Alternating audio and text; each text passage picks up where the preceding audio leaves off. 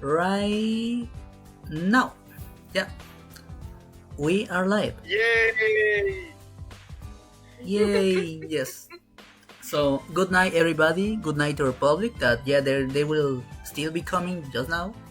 So my name is Verde, and here we are for a special interview on our page, our beloved page. Te quiero mucho. Porfa no juegues Revelations Persona, because that game was a terrible port, but at least we have better versions now. And today is a special day because we have none other than Erin Fitzgerald, the voice actor for many beloved characters, including Chiesa Tanaka in Persona 4 Golden. Please, a round of applause for her. Yay! Yay! Yeah! Thank you! Oh, there's really a pause. Oh. That's awesome. That's awesome. So, Miss Fitzgerald, how are you? Was making those sounds. Hard enough. It's the sound bar for the. I'm very good, thank you. How are you guys? We're mostly, I think, nervous. Yeah, like, oh my God, Oh, it's finally why happening. nervous? It's Oh, happening. It's silly. Don't be nervous. No, you don't be nervous. You can't be nervous. Anybody who likes to talk to Persona actors has to be chill, right? Because Persona 4 Golden is like the Scooby-Doo of the Personas. So Oh, it's all yeah, friendly. Yeah. Completely. It's Completely. Scooby-Doo vibes. I mean, it's such a fun game, really. It is. It's a silly game. It's It's fun. a silly game, yeah, silly funny game. The best one. Yeah. So, I like it. Miss Fitzgerald, what we'll be doing today is mostly ask you questions, and Okay. with those questions, we'll try to make conversation, like to have a good time, a fun time. And I'll start, I love it. and then my friend will go. Are you okay with that? Okay. Yeah? I love it. Thank you. Okay, thank you. Like, we first would like to know, how did you get involved in the world of voice acting? It's amazing. An excellent question. For me, I'm older, so there really, for me, there's no such thing as voice acting. There's just acting. If you've ever Oh. studied drama or theater or wanted to be on television or movies, acting is just acting. And the thing about cartoons and video games is that what it requires is character acting. So maybe for television and film, you get cast as roles that you look like, right? Because your body looks a kind of way, your body looks a certain age, or your body might look at it like a certain gender. You get cast in the roles that kind of fit what you look like. It's very look dependent for television and film. Theater, still kind of the same. It might have a little more range, but mostly the same. But for cartoons and video games, it doesn't matter what your body looks like or what your gender is. You can just play as many characters as you're capable of acting. And for me, since I was 3 years old, I've always acted out different characters. So I used to watch, on Sunday night, they would play Disney movies when I lived in Canada. I'm from Canada originally. And I would watch the movies, and then I would go next door to, there was a nice little old lady who lived next door to me, and her name was Mrs. Proudfoot. She was like in her 80s or 90s, and I would act, she didn't have a television, I would act out the entire movies for her, so I would pretend to be all the characters.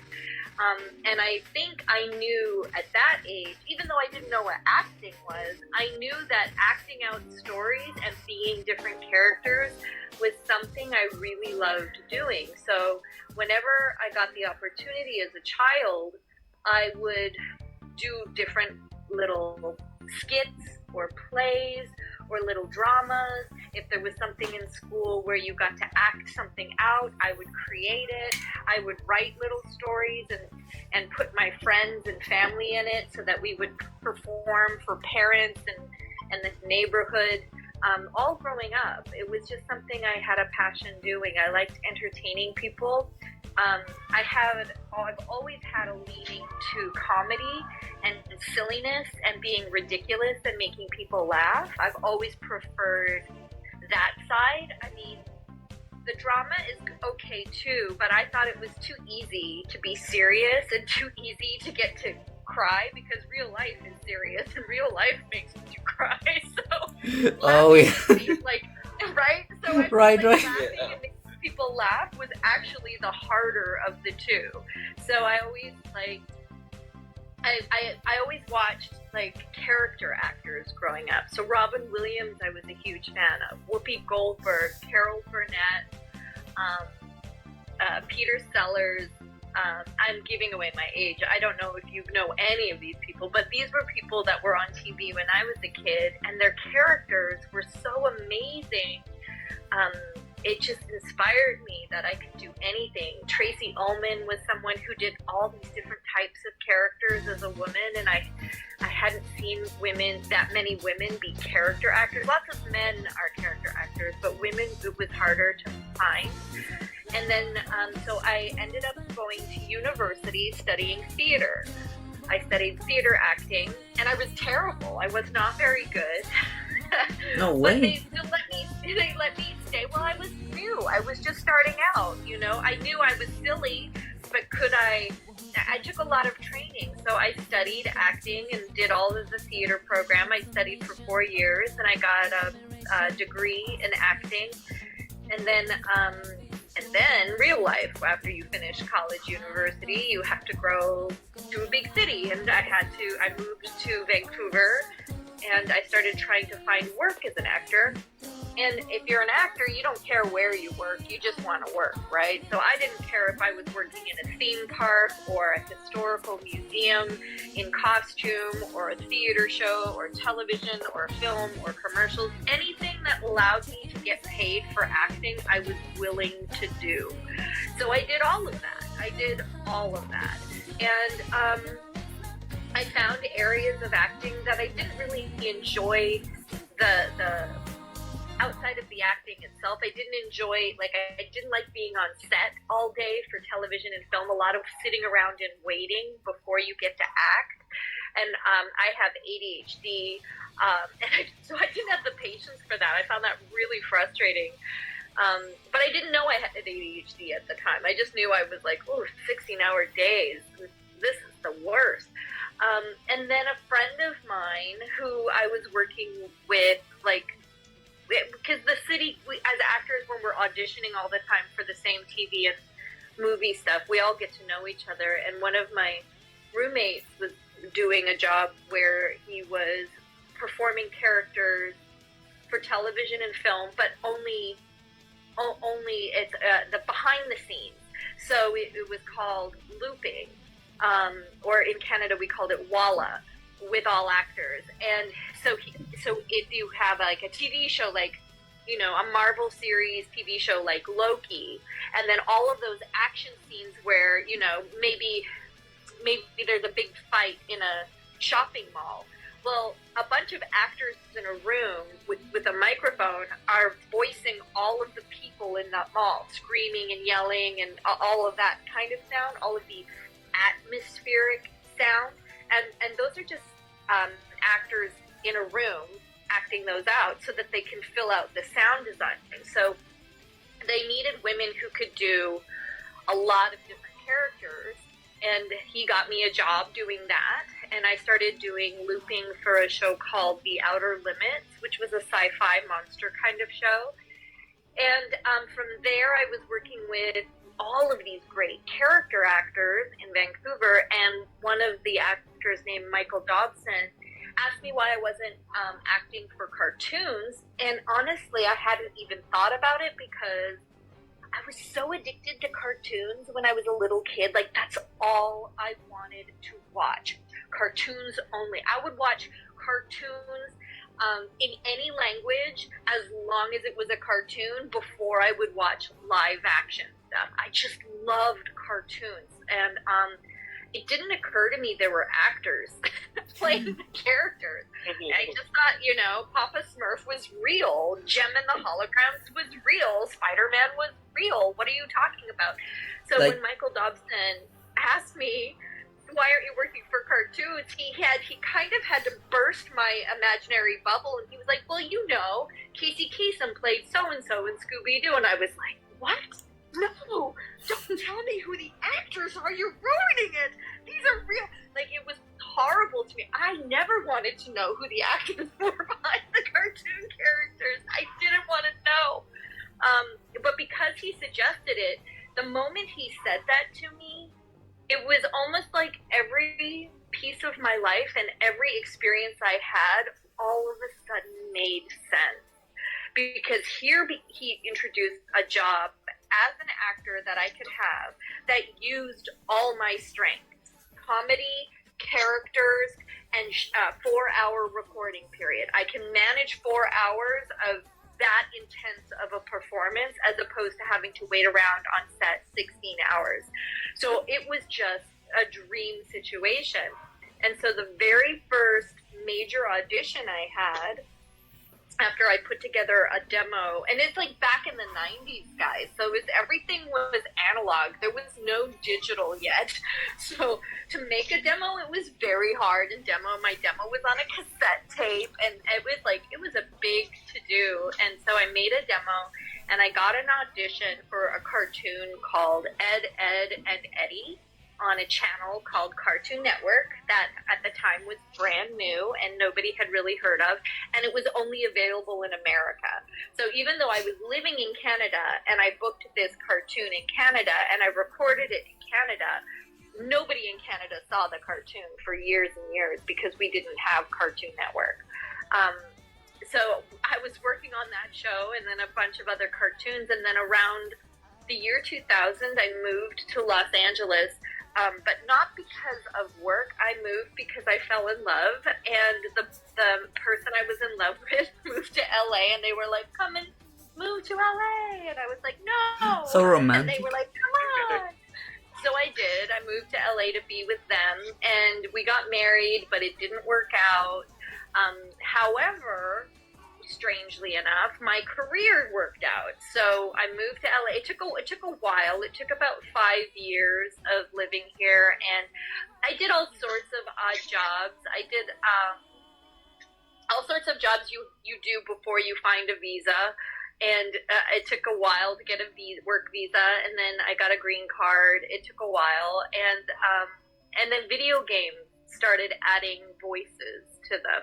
So they needed character actors. They needed character actors because now they were going to have audio of the characters in the video game speaking, and that was brand new. Nobody had done that before. So I started booking those jobs as well. And then I just kind of stayed in cartoons and video games mostly because it uses my skill set the most.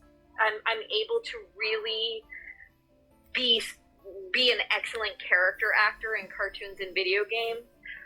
So that's why I mostly work in that area of acting, but I still do theater as well if I get to play a lot of characters. So yeah, I hope that answers that question. It was a long answer, but don't worry about the long answer. We all love the long No, answers. don't worry. Like, you're so passionate about it. And cartoon had been like a really great part in your history, right?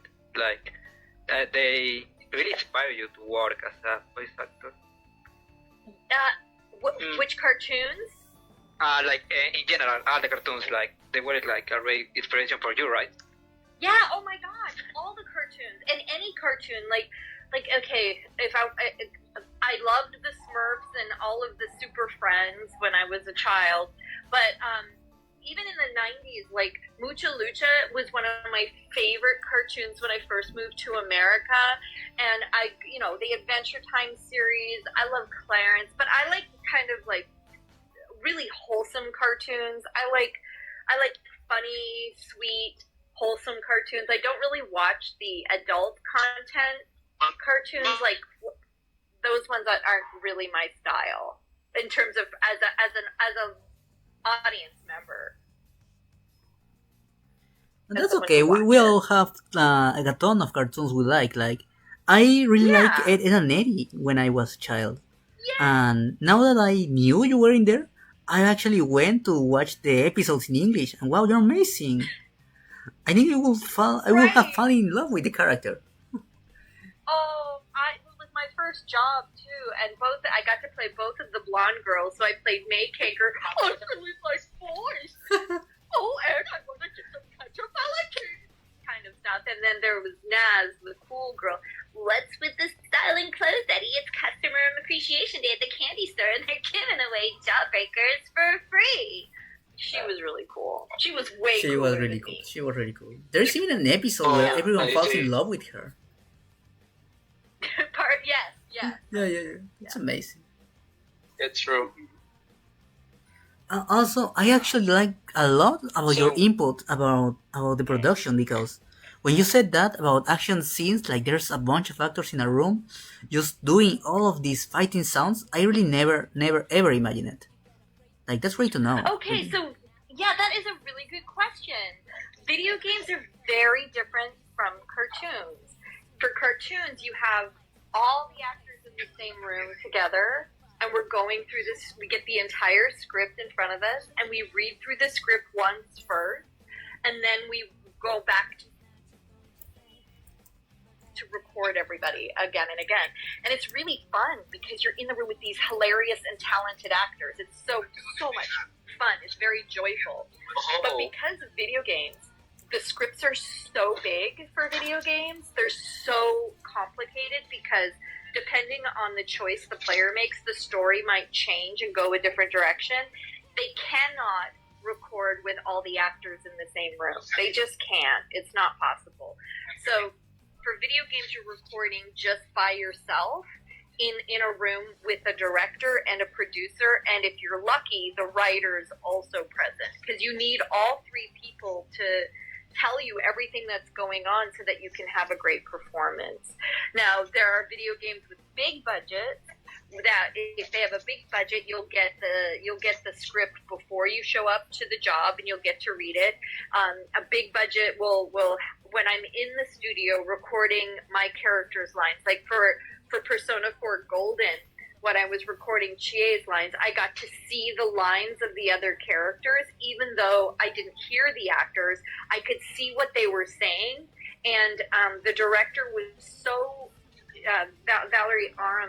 Erin was so knowledgeable about the entire IP that she was such a great director, and she would tell me which actor was playing which role, which makes a huge difference because Yuri Lowenthal, who plays why am I Makoto blanking? Yuki. Yosuke.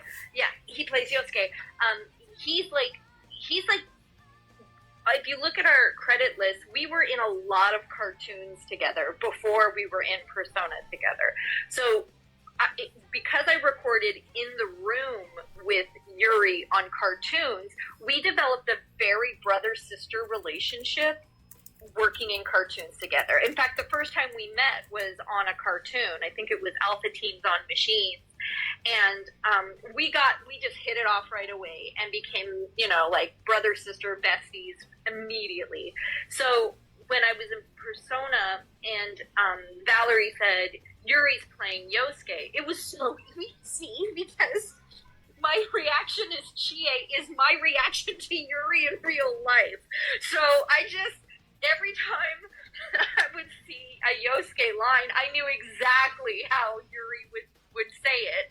And so in my imagination, it was really easy for me to be like, Yosuke, you're such a perv. Stop it. Oh my gosh. Yosuke, you better not break my Trial of the Dragon DVD. Like all of that was very real life for me and Yuri. It was we have very brother-sister chemistry. That's so good to hear. That's so cute. I think there's even a Persona Q video with you two guys. Yeah. Yeah, right? On That's the Atlas cute to YouTube watch. channel. Yes.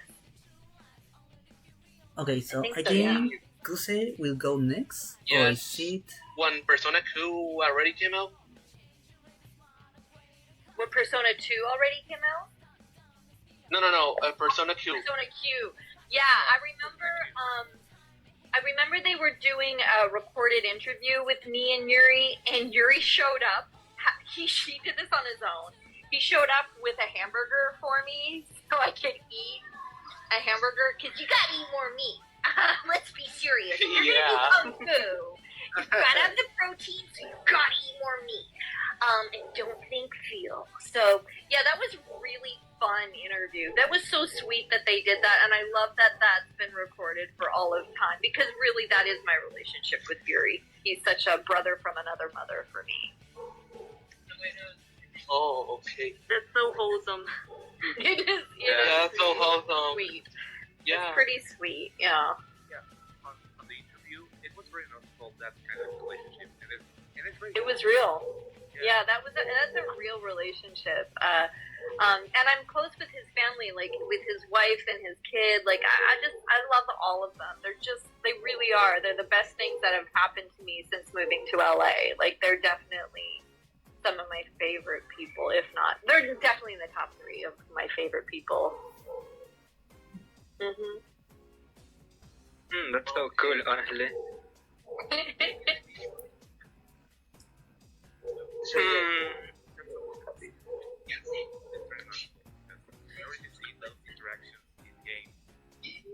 It's so real, honestly. It's like there's so much chemistry there. Yeah, and you know what's really strange? Oh, you guys are gonna get the backstory and stuff. So, at the time, after they made Persona 4, the original one, and the original actor for Chie was Tracy Rooney, they had recorded Persona 4 thinking it was going to be as dark as Persona 3. Persona 3 was very dark in tone, very kind of film-like. So they did Persona 4 in the same tone and kind of like heavy energy, but the reason they did it is because they didn't get the whole story. So when you're making a game, they started the game, they didn't get all the pieces of the game, so they had to make choices based on very limited information at the beginning of the recording process. And so they made all these choices that went with the tone of 3, and then when they got to the end of the game, they were like, man, if we had it, now that we know what the story is and how the characters are, when they got to the end, they're like, they felt like they went in the wrong direction with the original Persona 4, because they didn't know the whole story all at once. So when they got a chance to re-record for Persona 4 Golden, which was an opportunity to re-record the whole game, they decided, we got to get the tone right. It's a lot more Scooby-Doo, this game. So they asked Tracy if she could do kind of like a sillier, more kind of like more Scooby-Doo energy, Chie. And she was Tracy's an amazing dramatic actress for like television and film. So she was very serious. And if you listen to her, Chie is so serious, so beautiful, very realistic tone. And it really wasn't her flavor, this kind of cartoony direction they wanted to take Chie with. So the director, Erin, said to the producer, because they decided they were gonna recast Chie, and Valerie said, I know Chie, I know her, and so at the time, I was in a relationship with someone who watched a lot of classic kung fu movies. So we would, like, all the 1970s and 80s kung fu movies. So I was really into classic kung fu. And so me and my partner and Yuri and his wife would come over and we would watch kung fu movies together. Like, that was actually happening in my real life. And we would go to, like, we would end up bumping into each other at like kung fu conventions and stuff like that, because we would go as fans to these kung fu conventions. And so when Val brought me in, she said, okay, she said, this is kind of an audition, but kind of also if the producer, if you could just be yourself at 16, and then if we like it, we're going to record the session now. So it was like an audition, but also a session at the same time. So I just put on myself as if I was 16, and I'm like, okay. And she's like, and Yuri is playing Yosuke, and I'm like, what?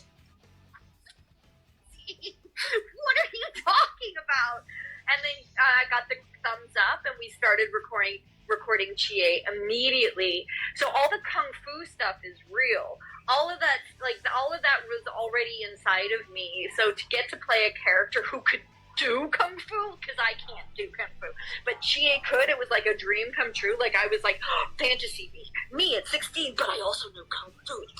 So, you know, it was really easy for me to get, and I'm naturally cartoony, so that's where that Chie energy comes from, is my own natural cartooniness. I can't help it. It's just who I am.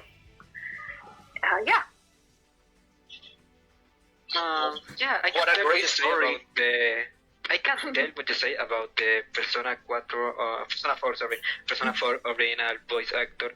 He sounds so serious compared to you. I can tell that because I played Persona 4 for the PS2 first and then Golden. I saw some gameplay, and I can tell that. Yeah. Yeah. So let me ask, what has been your favorite? What has been your favorite voice project so far, and why? That is such a mean question. Like look at her avatar. I've been acting for 30 years professionally. I have played thousands of characters at this point. There are so many jobs I have fallen so deeply in love with. Because of the other cast members, because of the people I worked with. I mean, there's so many jobs I love. And so many characters I love being. To pick a favorite is kind of mean. So what I tend to do, and this is me just cheating because it's such a difficult decision to make. There's a series on Netflix that I've been working on for like the last 10 years called Storybot. It's a cartoon for little kids, and the character I play on it is the purple bot named Bo, and she's just a love ball. Everything is always so happy, and she loves her friends, and she loves rainbow unicorns, and she's so silly. And there's so much love with the team of people that I work with, and I get to work with Fred Patashore and Judy Greer and Jim Meskimen and Eric Bauza. Everybody's on that show. I think that might be my favorite job of all time, just because it's also the most recent. That's my cheating answer. I hope that's okay. Yeah, I think it's a very good answer. But now that we are talking about how do you get into voice acting and stuff, there's something that recently have been changed, and I think it's mostly for bad. It's the AI. So we will let me relax you. With the union and the actors union, which there is an actor union for theater, an actor union for television and film, and cartoons and video games. And every country seems to have, different countries have different unions. Like Canada, there was a union as well. I highly recommend. I am very pro-union for artists, because without the union, people take advantage of artists, period. You know if you're an artist when you get hired and you're negotiating. There's something that someone in business taught me, that the value of what you provide diminishes the moment you give it to them. So before you create the piece of art, that you negotiate a price. And if you don't get them to pay half the price beforehand, once they get the piece of art, they want to pay less. And that's for whatever reason, as artists, they've always diminished what we create after we've created it. So it's really important to negotiate for yourself beforehand, and union contracts do that for us. So the union contracts are so helpful, no matter what kind of artist you are, whether you're an animator, a voice artist, a musician, a dancer, a singer, a stunt performer. All of these things need to be protected. And just the last year, the entire industry went on strike to get protections for AI, and we won. We won that. And also in cartoons and video games, we actually got the language in our contracts to state that a performer, actor for cartoons and video games is human. So if you're going to hire a performer, actor for a cartoon and video game, it has to be human if you're going to do a union project. Now, what happens outside of the union right now with AI, that's the Wild West. That's a dangerous kind of, I wouldn't mess around with anything non-union at this moment in time, because I think that people are abusing what they're able to do with AI. However, I just want to say, just like you can tell when some art has been created by AI, if you're an artist, you can tell.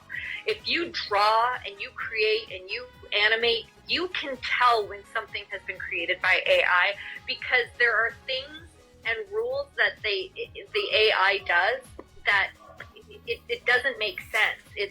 It's non-linear. It doesn't make sense. And it's the same when I hear someone's voice stolen with AI, and like I see it all the time on TikTok, where somebody has taken a celebrity and put them on, like, this is so-and-so said this, but I can hear that it's AI because I'm an actor. Like I can hear the difference. So the reason I hear the difference is because AI has no emotional range. Totally, it's a robot. AI can only hit the sound, like a note. So, like, if AI goes, oh, this must be anger, or this must be sad, but it actually doesn't know how to flow one emotion into the other. It can't do the complexity of when multiple emotions are happening at the same time that only a human can do, because that's what happens to us, right? Like, 1 second we have to go to the bathroom, but also we're talking to our boss, but also we're hungry. Like, all of these things can be happening at once, and that informs how we sound. And an AI can't reproduce that because it doesn't know what that feels like. So I'm not really worried long term. AI is not going to be able to do what humans do long term. AI right now is kind of like just a fun toy to play with, because until it can genuinely create things on its own, and right now it can't, it has to steal from everything on the internet in order to regurgitate. So it's not actually creating anything new. I'm not worried, because I think the human spirit or soul or consciousness, whatever it is that makes us us, like when you close your eyes and you say, I am, that part of you that's outside of your body, that part of you, that is divine creativity, to me, will never be replicated by AI, and certainly not in the next 10 to 20 years. Maybe in 100 years, possibly, sure. And maybe AI can develop its own consciousness, maybe. But we're not there at this time. And right now, we've got a lot of, at least in America, we've got a lot of things, like our union has taken things to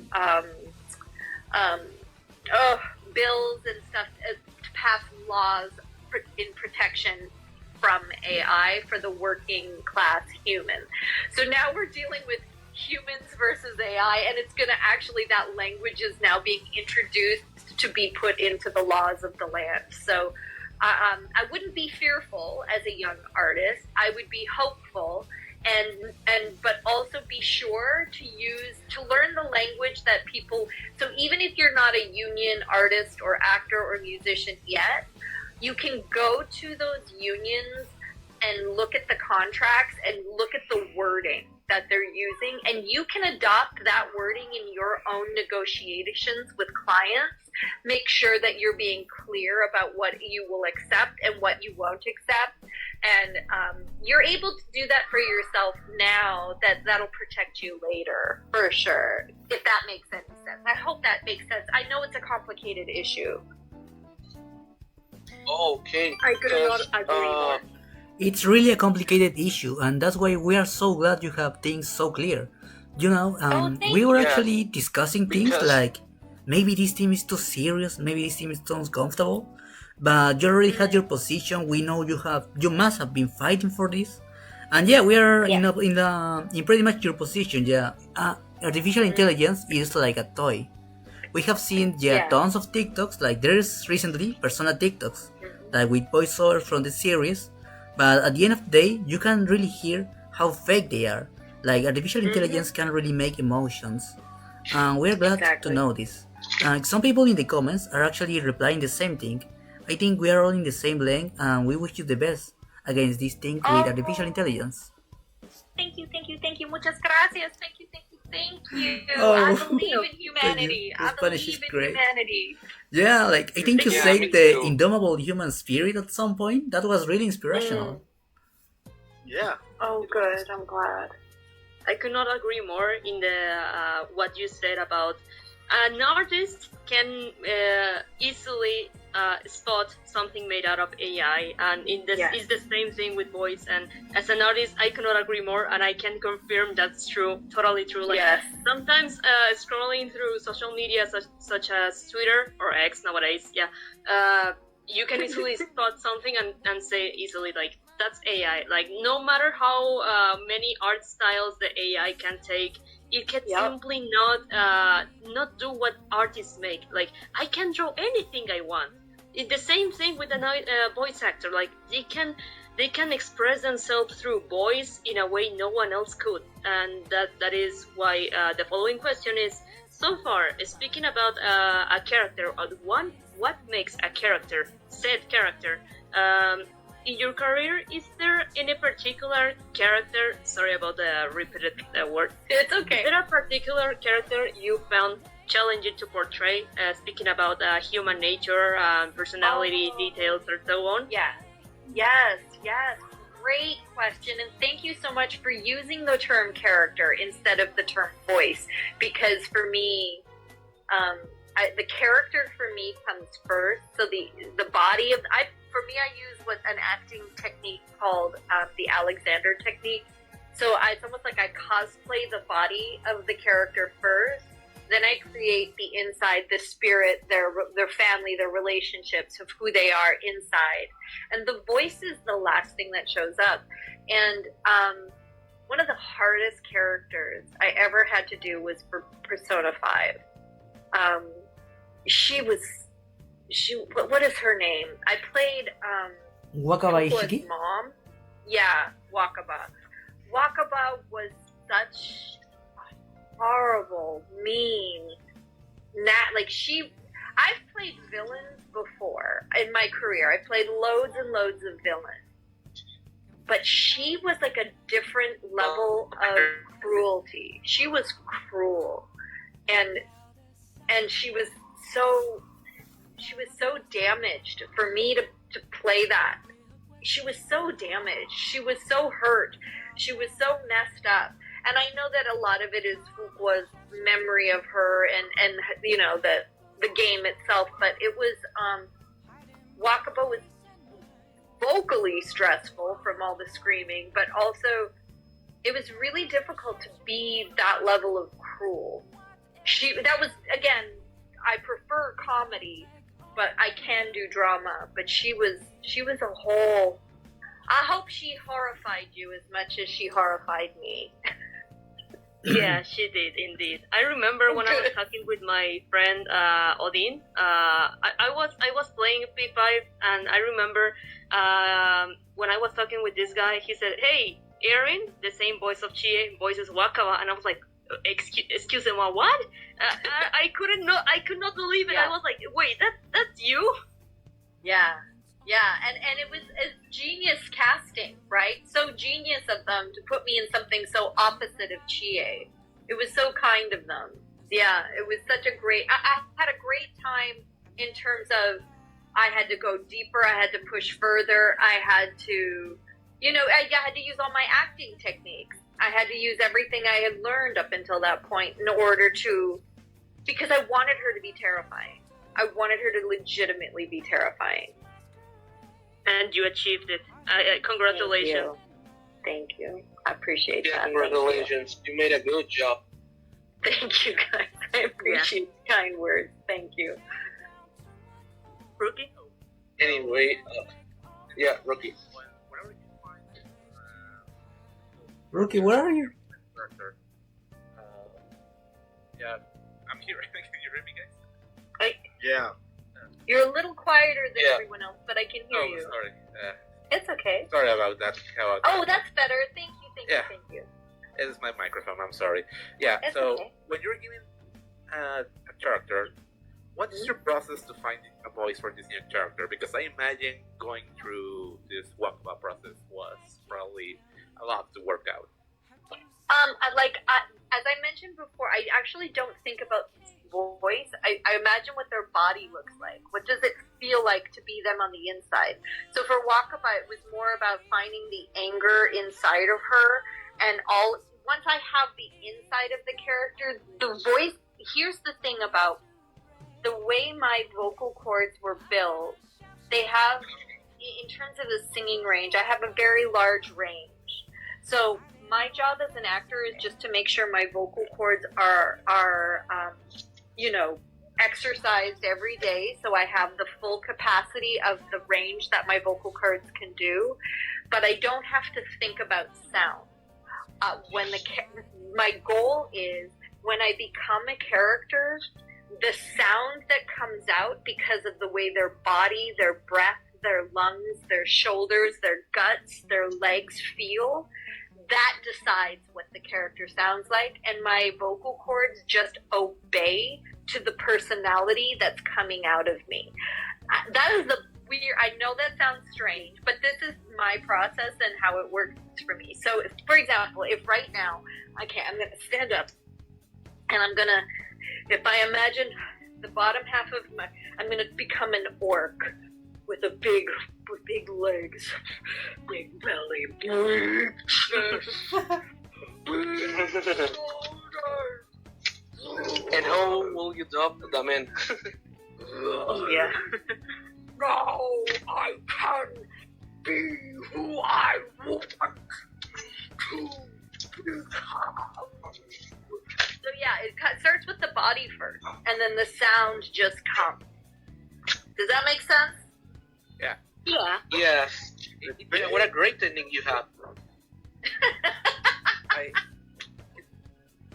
It's impressive, I actually. don't think Latin America has this technique. No. Yes. Yes, I I'm not love sure. voices, so this was pretty great. Oh, put it in your body. Put your characters in your body. It should never be in your vocal cords. If you're doing a character from your vocal cords, you're going to lose your voice. You're Oh. also going to forget that character. You can't memorize a sound placement. Put the character in your body. How do they walk? How do they stand? What part of their body is the dominant body part? When you're walking as the character, you'll get the breath of the character, how they talk, their own rhythm. It shouldn't be your rhythm. It should be very different from your rhythm. Every character, like if I'm playing.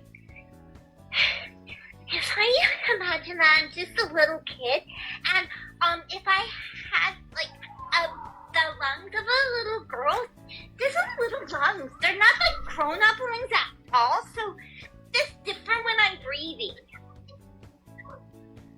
Does that make sense? It actually does. Yeah, Yeah. actually does. Yeah, what Honestly, a great example. I don't understand. No, okay. that's great. That's great. I can actually buy that as a little girl. Right, so Do you if I mind Go ahead, yes. Go ahead. No, Sorry. sorry, no, go ahead. No, my I bad. don't even I remember. didn't. Please continue. Okay, so you say it's everything about the body, right? It's all about the body. So you For did, me, Junko every and- actor yeah. is different, but for me, yeah. So you did Junko and Oshima, la Rangawanga, right? Kind of like these two. Oh, Yeah. She yes. can be a lot of personalities, and she's like really do a lot of poses. So how Yes. you body for her? Yes, for me, so for teacher Junko, it was her chest, being a very proper, like, let me tell you something, very chest. She was very in her body, very, the glasses and everything. And then when I'm putting on this Junko, she was her shoulders are forward. She doesn't even care about you, whatever. And then Genocide Jack. Genocide Jack, like, that takes a lot of energy of standing up. Genocide Jack is like,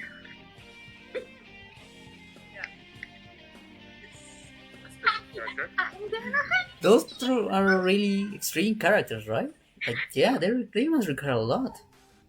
I think I did 3 of the Junko personalities, and then Genocide Jack, and then one of the bears. Remember his name? He was like this, right? Yeah, he was all in the Monokuma. business, I- baby. Monokuma. Monokuma. Monokuma. Yeah, baby. Monokuma. Wait. Yeah, the really Monokuma, he is my favorite, to be honest. Yeah. He's really fun. He I was love the character. hilarious. I love that they gave me that character. That was so much fun. I laughed. Look, there was a lot of laughing. Getting to play Genocide Jack and that Monokuma was a lot of laughs. We had a good time. Thank you for answering it like a really awesome topic question, I know, but I don't know, I just needed to ask. Yeah. So each character had a different dominant kind of area of their body for me to get to them, and that's how I can remember them. Oh, okay. That's an interesting process. That's an interesting process you have, Miss Erin. Thank you. Well, Something. it definitely is started from theater for me, so that's why the body is involved, and I just think that theater training helps with because I mean, when you're hired for a job for cartoons and video games, you're playing at the minimum 3 characters. If you're a character actor like me, I get called in for jobs for video games where I'm not lead characters at all, but I can play up to 25 kind of NPC characters for a video game. So like Hearthstone, I feel like I've got like these 500 characters that Hearthstone has used me for.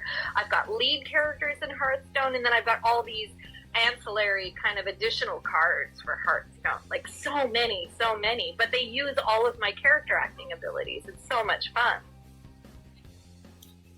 Oh, okay. It's been fun, really, You and seems to just you like really that's love fun. your job. Oh, sorry, Mar. Thank you.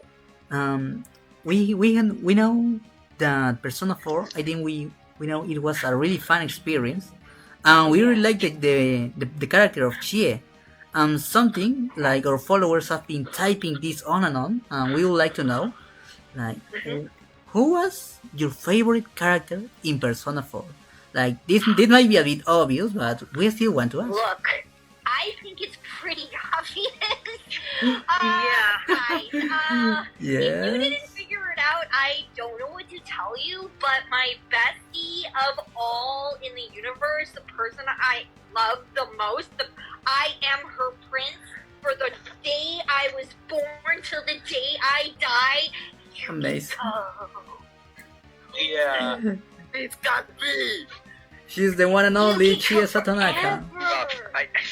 Really? Waifu! You chose my waifu! Oh wait, you can go. I mean, No Don't way. worry. I share the opinion. The Persona community thinks that Chi and Yukiko are like the best friends in the world. Yes, and I think Chie would like it to be more. I'm just saying. But I mean, it's Oh, not canon. spicy. I'm just saying from my perspective, the way Chie talks about her and looks at her and wants to protect her, it's giving I would like to marry her one day energy. But I mean, it's not written in the script. or anything. Yeah. I'm just saying it's very strongly there. Oh, yeah. Yeah. Romance roots are really a thing in this franchise, aren't they? Speaking of romance roots, I am not sure if you heard, but Persona 4 Golden, Persona 4, has this romance root with Yosuke Hanamura. However, it was cut content in the end. But if it was your choice, would you have chosen or like the addition of that root with Yosuke Hanamura as a romance root in Persona 4? No. Oh. That's just Wow. weird. Why? No! That's so weird. That's me dating my brother. That's weird. No. No. It's from the It's like protagonist so and hard for Yosuke. me. And probably mostly because it would be played by Yuri, that would be a difficult thing for me to act. Because I just can't. That's ew. I get it. There'll be a lot of people who would love for Chie to get together with Yosuke, and that's really sweet. But that would be like, ew. But I would do it. I would do it if they hired me to do it. Of course I would figure it out. I would just imagine Yosuke was being played by someone other than Yuri. Wow. Yeah. Well, Actually, there was a right misunderstanding here. question. There was a misunderstanding from Damen. Like, this Damen, make it clear. Yeah, I meant romance route as if literally you, Narukami, I mean the protagonist, being able to yeah. Oh, that was hard. There was some aspects where she was flirting with you, and that was weird. That felt really weird. Really? All of that felt weird when we recorded it. I think we recorded that whole thing. Did that not make it into the game? Mm-hmm. No. I mean, No. It No, was fine, not fine. content in It's the not end. content. No. Okay, I think we recorded that because I remember it being really awkward. Yeah, I it was remember leaked all- after. Yeah, it was really awkward and really, like, it felt really weird. It felt really weird for Chie. Like, I did it. I recorded it. It was weird for Chie to get all into her feminine energy because she's always in her kind of, like, a little bit in her masculine energy, so tough and wants to protect, you know what I mean? So for her to be flirted with and to her to be in her feminine energy, it was new. It was just new for Chie. So we recorded it, and I knew it was uncomfortable as her. She felt uncomfortable, but it probably worked with the flirting and her shyness. Like, it made her extra shy. She became really shy with you and really kind of like blushing all the time and really awkward. It was a really awkward thing. She wasn't as comfortable with you as she is with Yukiko, but it was really interesting. It was a really interesting, like, I get why they did it, and I get that the player would want to romance Chie. That made sense. But yeah, Chie's like, she's your sister. Like, dude, she's your sister. Yeah, like, romance is like Yeah, I totally see out of her- her She's your element. best Like, friend. too. She's here to be your best friend. Yeah. I always see her as a friend. Yeah, That's a way to put it. I do personally think that Chie herself, if she grew up, that she would probably grow up and realize that she likes guys and girls. I think she would like both as an adult. Oh, yeah, maybe. I can see that. I can see that. I could see that, absolutely. But I think the love of her life, like her childhood crush, is Yukiko. Yukiko, Personally, yeah, I totally. do just think because Yukiko is so in her feminine, and Chie gets to be, be herself around Yukiko, and she doesn't get made fun of it. Like, Yukiko doesn't make fun of her for it, wanting to be tough and strong, which is really cool. Okay, but tell me, if she exists in real life, like she will be like your neighbor, what will you Yeah. tell her? I would tell her to come over and watch kung fu movies with me, and then I would like her to show me how to do those moves. Yeah, like I would train like with her her. to teach and me you- how to kung fu. Yeah, I would like Chie to teach me kung fu. Yes, I would totally love it if Chie taught me kung fu. That would be amazing. Evan, let me ask, do you have any upcoming projects you are particularly excited about or would like to share with us? I don't think I have. I can't even remember. Oh, yeah, no, there's nothing I'm allowed to talk about yet. Yeah, everything's on NDA. I mean, the last project that came out that I can talk about is a video game called The Talus Principle 2. The sequel to, it's a puzzle game. It's a puzzle game with a lot of philosophical elements to it. The original game the first game came out in 2014, and I was in that. And then they released last year Talus Principle 2. It's an indie game that came out of Croatia, made by the same people who do the Serious Sam video game. But this is very puzzles, and it's just, I love it. That's I don't play a lot of the games I'm in, but I do play the Talos Principle. So I'm promoting that game for sure because I always want them to get more players for the Talos Principle, and of course Skullgirls. I want people to play Skullgirls forever because it's such a great game. It was an indie game when I first reported it, and the development team are so amazing, and they're so good with the players and the fan base. So I'm highly going to encourage people to play those games. I actually play a lot of Skullgirls with my friends. It's like our favorite fighting game, to be honest. Take the shot. Disparen. Hazel dispara. Oh, wow. I really love that character. It's really fun to play, and she's adjusting, and she's really epic when in the gameplay. I don't like it's an amazing work, to be honest. I love it too. I love that game too. Yeah, I think the animation is stunning. I think that the artists are amazing, the dev team amazing. How the game plays is just. I play the mobile version. I love it. I love the mobile version. It's so good. Oh, so you like a lot of RPGs? I don't play RPGs. I play a lot of Fortnite, to be honest. I like cartoony video games. I love Fortnite. Don't hate me because I love Fortnite. No, don't worry. We want the Persona collaboration in Fortnite. Totally. I do. I love it. I play with Danielle McRae, who plays. She's the voice for Painwheel and Skullgirls. Me and Danielle game a lot together. Oh, is Skullgirls an indie game? Yeah, it was an indie game when it first came out. It was just a little independent game, and it's just been building for years and years and years. I think it was like 2008 when it first came out for console, and then it's a console game, and I think now it's on PC. It's mobile, and they have it all dubbed in Japan as well. So they have a Japanese dub of our voices, which is kind of cool. It's just I'm so proud of the work that they've done, and I always want to any kind of independent developers.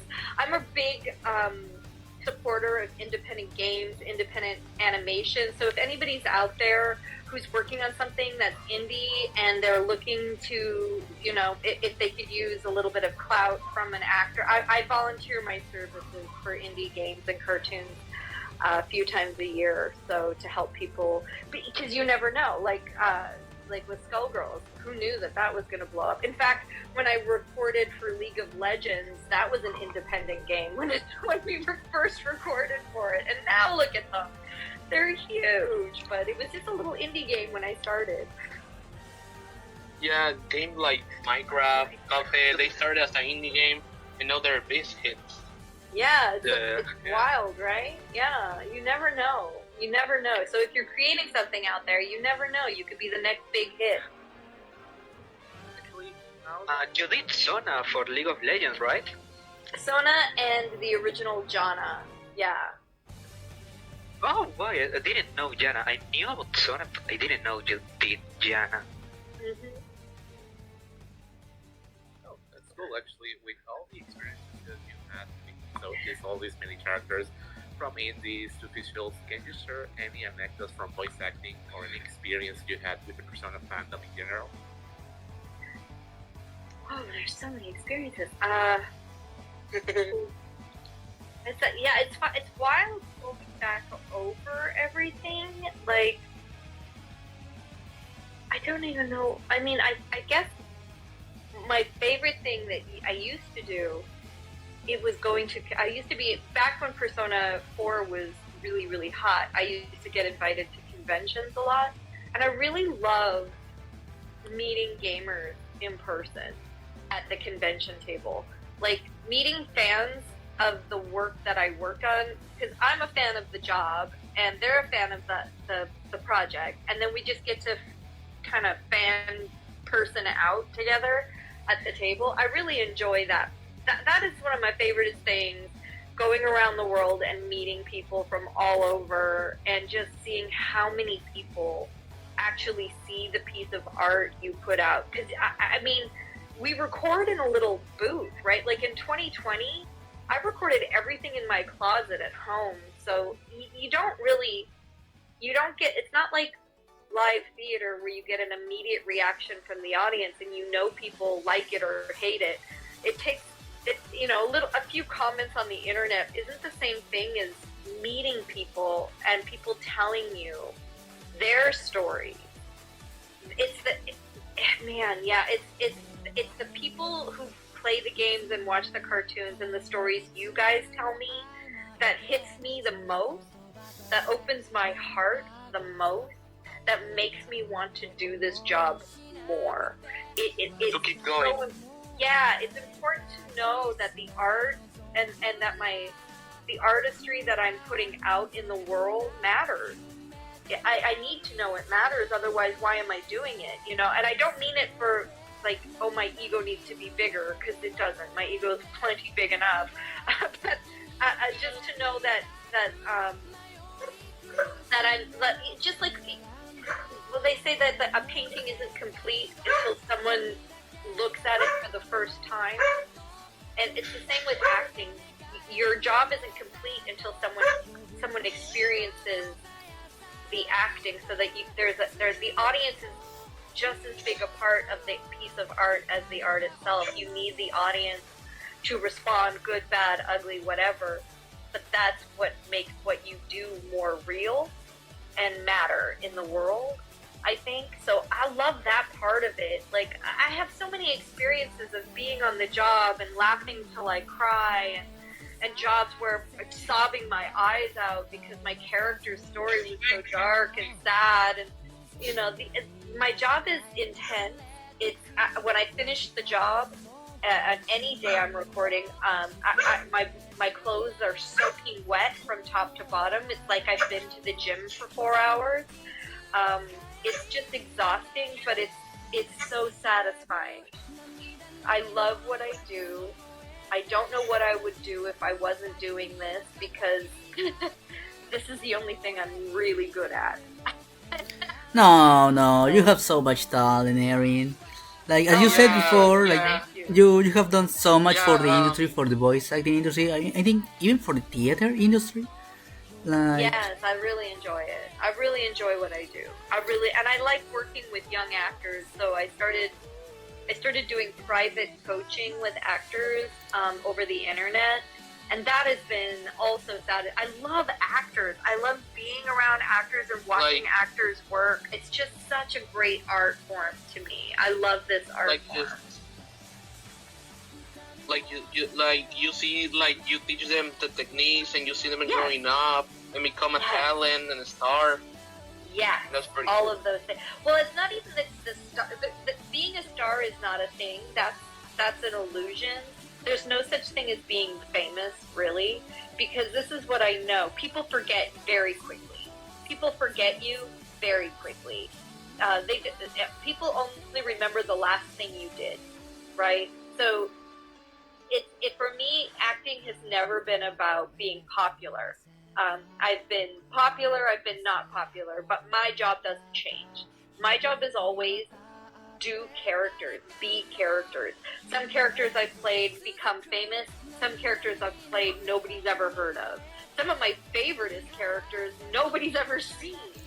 No way. They were in a cartoon, but the cartoon wasn't popular. So I had no idea what's going to be popular and what's not. So I don't do my job so that it becomes popular. It just, sometimes it's a side effect of the job. But like, even when Persona 4 Golden came out, it wasn't popular right away. It had a slow build, right? So all of the things I've been on, weirdly, over time, have grown in popularity. But at the time, nobody knew about them. And I find that most people don't know my name at all. Like, most people have never heard of Erin Fitzgerald. But if you drop one of my character names, they know the character. So I pride myself that my characters are stars. My characters become famous. That's important, because that's important for the IP, for the project, for the job, for the employers. What matters to me more is that the characters are doing what they're supposed to do. It doesn't matter to me whether or not anybody knows who I am, except for the people who hire. I need the people who hire to know who I am. Yeah, you totally need that. For the job. Understandable. Yes. That's what matters for me, is so I can get more work. But that's the same if you're an amazing chef, right? You want the best restaurants in the world to know who you are as a chef, but you don't necessarily need the public to know who you are. You are so right. About now that we're talking about Yes. about the experiences you have, we would like to know, what do you think? Oh no, I mean, what impact did the Persona universe have you as a voice actress? Would you like to portray more Persona characters in the future? Oh my gosh, come on. Yes, I would love to play. Look, the impact that Persona had, it's the first video game job I had. Because most video games, okay, my brain's going 1,000. Most video game jobs, you get hired, you record for 1 day, maybe 2, and that's it. So out of an entire year for a video game that you record maybe 1 or 2 days on, maybe the game becomes popular, but you as an actor only worked for 2 days, right? Persona was the first game that I worked on for so many days, because not only was there Golden, then there was Arena Ultimate, Persona Q. There were so many games that they kept putting out that I got to be Chie for so many different storylines, for so many, like, you never get to do that with video game characters unless it's an MMORPG, right? So it's just so, it was such an amazing, Chie was like, for me in video games, what all my cartoon characters, when a cartoon lasts for a number of years, are like. So it's great when I can play a cartoon character for years and years and years. That feels amazing. It's like a form of job security, which you don't get as an actor. But Chie was the first character in a video game that I got to play over and over and over again, and I missed her when I wasn't being her. And when I would get to put her on again, like, one of the first things we would say in the booth, like, Valerie would say, "Oh my god, I miss Chie," and I'm like, "Me too! I miss being her. She's so much fun." So yeah, it changed my perspective on video games. Chie was also one of the best female video game characters I ever played, because a lot of the time, all the characters that I would play that were girls were hyper feminine, or, like, had to be sexy to them, or something, like, really kind of like two-dimensional, right? It's either you get to be the sweet young girl or the sexy, voluptuous woman. There's not a lot of range. But she was complex, and she had a lot more to her, and she was so developed, and she felt more like my real personality.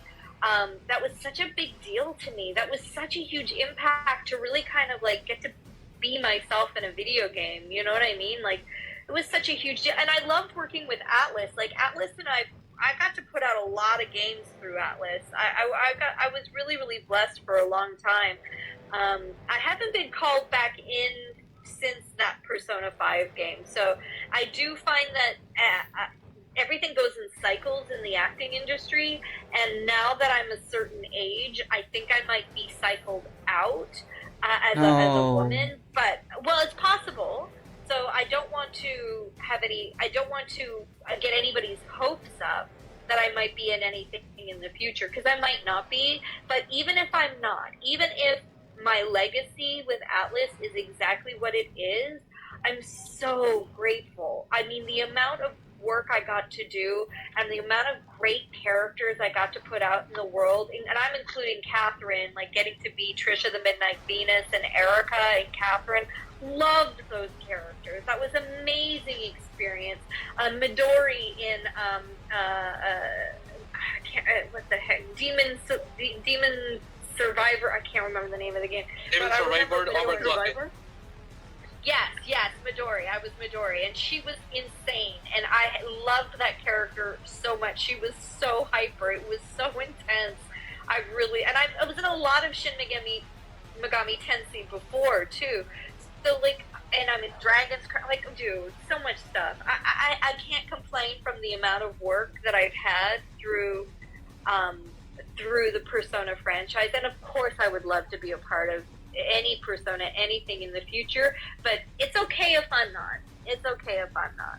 I'm alright either way, because I feel very satisfied But you never know. I mean, I suppose if people ask for me enough, then they would consider it. I do think that that's definitely a new thing in the world for actors on popular IPs, that they want to hire popular actors, but I haven't been popular for a while. I've just been working kind of quietly behind the scenes, doing my work and being really happy. Well, but Yes. it's also great to take time sometimes. Yeah, exactly. Mhm. Let the younger In people get all the Mexico, attention. Nice. They deserve it too. like in Mexico, we have like a word specific for you don't, and we call them like el pan de cada día, and that's what you do. Oh, wow. Actually, Yeah, Erin, but By the way, can I ask, who is your favorite? Your favorite voice actress, like in general? My favorite actress, a female voice actor? Yeah. My Yeah. favorite female voice actor is Candy Milo. Candy Milo was in Imaginary Friends, Foster's Imaginary Friends. She was in Mucha Lucha. She played the flea. Candy Milo is one of my biggest inspirations growing up, and I got to work with her in Storybots, and it was amazing. And she's just so talented, and I'm just such a huge fan. Candy Milo is definitely my favorite. Such a great actress, I agree. You know it.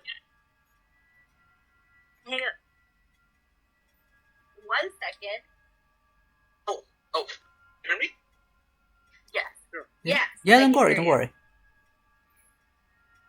Actually, Erin, now that we were on the topic and a few Por months pasar por el earlier, puente. I actually was curious. Oh, hello. Go ahead. Yes, I can hear you. We can hear you. Okay. What I would say that if you don't mind, we're going to read the comments. Oh, I'd love that. I'd love to hear the comments. Please, no mean one. Okay. Here's it's Gaia Cristal who says, "You're amazing, Erin, and you're so talented and real, and for real." Muchas Then, gracias, dear Crystal. Javier Aarón Maldonado Olivero says, yes, the truth gives the characters their personality because of Erin's love and affection for letting her voice and talent. Oh, thank you, Javier. Then Angel Rivera says, Erin, you can do anything you want. Oh, thank you, Angel. Then Chicloso Gabriel Mercury says, I will let her to dub Chia's voice in the Persona 4 remake if that happens. That would be amazing. Thank you. Thank you. From your lips to God's ears. And then Gaia Cristal keeps saying that he loves you. Oh, muchas gracias. Oh, no, he's happy. There's also our friend Oh, El Pecador. There's also our friend El Pecador Inocente. He wanted to hear about your Chia lines. He wanted to hear some watas or some iconic Chia lines like the Trial of the Dragon or the Meat. Okay. Yosuke, don't break my Trial of the Dragon DVD! Don't think, feel. I think that this is gotta eat more meat. muted out. Oh yeah, it's too high. The mic Yeah. will cut out. Yeah. She's a little high. Oh, so yeah, she gets cut out. Yeah. I'd have to Yeah. be really low with her. You gotta eat more meat. What the? I think that would still get cut out. No, it actually was heard by the audience. Oh good. Oh good. Well that's good. Thank you very much. This You're means a welcome. lot to Chie fans. Yay! Well, thank you for Chie fans. I'm so glad you love her as much as I do. That means a lot to me. It really does. So I'm so grateful that people still care about Chie. That's so cool. That's amazing. No, Rocky? Rocky? Oh, yeah, actually, I was just curious about something, Erin. Yeah. When we were speaking about you returning to make another voice acting for Persona, is there any particular character that you wish to make? I don't know, maybe be in the villain side this time, still be with the heroes? I honestly, I think it's natural as an artist to always want to do something you haven't done before. So I think I would be interested in something I haven't done, and I don't know what that would be because I haven't done it yet. I'd be interested in trying something new, bringing someone new to the table. That's interesting and a very good way to put it. Speaking of new stuff, have you ever listened to the work of voice actors of Latin America before? And if so, what do you think of their performances? I have when fans of some shows have sent me the Latin dub of Ed, Ed and Eddie, and I have heard the Storybots, the Spanish-speaking Bo, who's amazing. I can't remember the actor's name now, but yeah, I do it. I find that I think that Latin actors have the energy for cartoons. You know, like the emotional range that's required to be in a cartoon. It's like it's very ADHD. It's very like all over the place. You have to be able to go from one emotion to another very quickly. And I think that is I think the passion that comes in Latinx actors is so perfect for cartoons because you can just pop all over the place. Like, for example, like I got to do the English dub of El Chavo, and I got to listen to the original actor's work. It was, I mean, every actor in that cartoon, it's so spectacular. The emotional range, the characters, the comedy, the timing. It's just, oh man, like yeah. I think Latinx actors are just so talented and so amazing, and yeah, I think more people should watch more. Is there like a Latin American actor who would like to know someday? Wait, is there a Latin American actor who would I love would to like meet to? someday? Well, I am stuck in my head of like. I would really like to meet Bad Bunny. I don't know if he counts as an actor, but I well, really he think kinda he's so, does. I love his artistry, and not just music-wise, but watching him when he does the wrestling, watching him when he's like doing fashion stuff. Like he's just such an interesting artist and expressionist of just the way he is in terms of just art, just is living his life as art. I think he's fascinating. I would love to meet him. Yeah, he's a great voice actor. Erin, Then if you don't mind, we have our friend Mary Gogo Zeppeli asked, would you like to dub Erica again if Atlus made another Catherine game? I feel like at this point in time, we know way too many trans actors now, which we didn't know enough of them when we created actually, when I first recorded Catherine, they made the decision not to tell me that Erica was trans, which was great. I didn't find out until we got to the end of the game, and then I discovered it, and I was like, oh wow, because then it wasn't in my head. I was just playing Erica, and Erica is Erica, which was really great. But I think if they did a new version of Catherine, I would like to pass that baton to a trans actress. I think it would be, this is the time, and I've gotten the opportunity to do that with a number of my characters that, you know, white supremacy, yay! Where I was casting characters that were not appropriate, you know what I mean? It's a very white-dominated industry. Hollywood is very white, and so I've had to make I've had to make a lot of hard choices over the years and make sure that so when I first was getting cast as characters that weren't white, I would show up to the job and I wouldn't know the character was a black character, and then they would just hire me, right? So I don't audition all the time. They just bring me into the job. I get to the job and they're like, oh, you're playing this character, and I'm like, but that's a black character, and they're like, oh yeah, but you're gonna also play this character, this character, this character, and this character, and they would all be white. And then so I would record the job but feel really awkward, and the excuse always was, oh, we just didn't have a black actress for this at this time who was available. So then it became a thing where I started collecting the names and contact information of every black actress and becoming friends with a lot of black actors, so that when that would happen, I would say, I don't need to do this job. Here is 20 women you could use and hire to play this part. So I started doing that around 2012. And so I created a list of black actors, Latina actresses, Asian actresses, because it was happening more and more. Really from 2000 to 2012 for me, where I was playing roles that I didn't feel comfortable playing because I'm a white girl from Canada.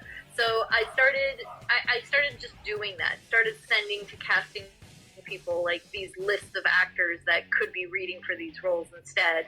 And so yeah, now it's the same thing with LGBTQIA characters. Like I myself I'm bisexual or pansexual, so I don't mind playing characters within that range. But for trans, I think trans actors are, absolutely incredibly talented and need to be hired more. And why not for exactly trans characters? So I'm very much an activist in that area of making sure that when the white people in charge don't know anybody, I'm ready now to be like, here's who you can hire instead.